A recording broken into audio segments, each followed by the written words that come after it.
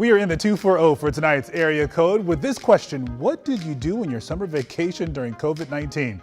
Well, one Bethesda teen hiked more than 200 miles, all to raise awareness for racial injustices and environmental racism. She told our WUSA 9 photojournalist Dave Scarnato that while she loves hiking, there's a bigger message to take away from her journey.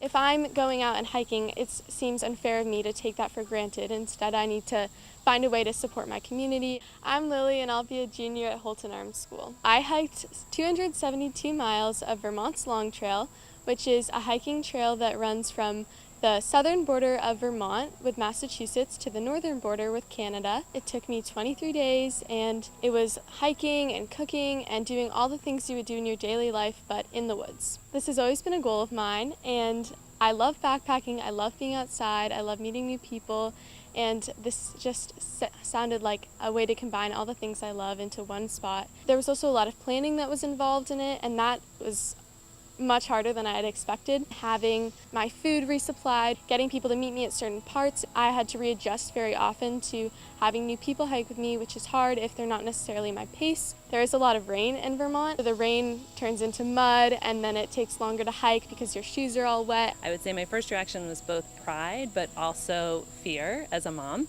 It is extremely grueling and challenging, and I wanted her to be safe, especially with the pandemic going on. Overall, it was very easy. You would just put your mask on or just turn around and step off the trail for people to pass. So luckily it wasn't too big of an issue. I was just mostly proud that she wanted to set a very hard goal and tie it to something that would help make the world a better place. I was really motivated to have this also be a cause and not just a personal journey.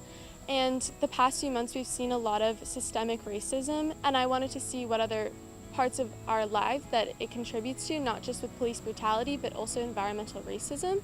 And so the Sierra Club fights against that, and it brings people in communities that don't have access to like clean air and clean water, and also they combat climate change, which is really important to me. So there were times where I was like, I hope I can finish, but luckily I had the end goal in mind, and I just knew that it might not go exactly as planned, but it'll just be an adventure, and the journey's more important than the destination.